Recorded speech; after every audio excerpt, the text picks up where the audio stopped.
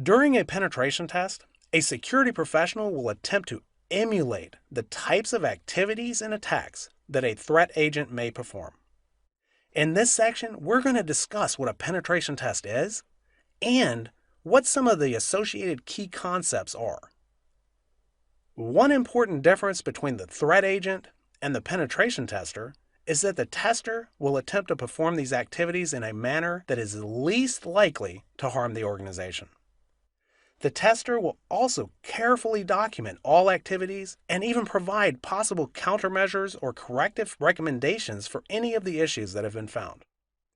Let's take a quick look at the difference between an attacker and a penetration tester. First off, a penetration tester will have explicit permission to perform testing.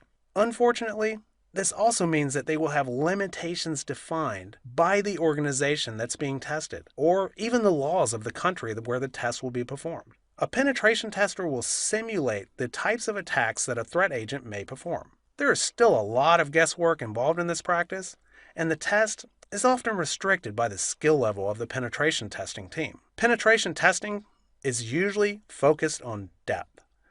Although there may be some overlap with the initial breadth covered in a vulnerability assessment, the penetration tester will use that initial information from a vulnerability test to form a targeted attack plan, and then they will go as far as they can into a network or a system. This also means that time restrictions may come into play. Some attacks can be very quick and effective, but others may take weeks to uncover. In a large network, this could mean that many other potential attack vectors could not be fully examined. An actual threat agent or attacker, on the other hand, will not require permission of the organization being targeted. They will simply select a target based on whatever motivation they have and then go after it. They will typically not be severely limited. There may be some personal limitations or access limitations that come into play, but these will be dictated by the skill level or risk appetite of the threat agent. For instance, someone may be willing to break many laws in order to accomplish their goals, whereas others may be more risk adverse and limit themselves to only breaking minor laws. By their very nature, the attacks will not be simulated.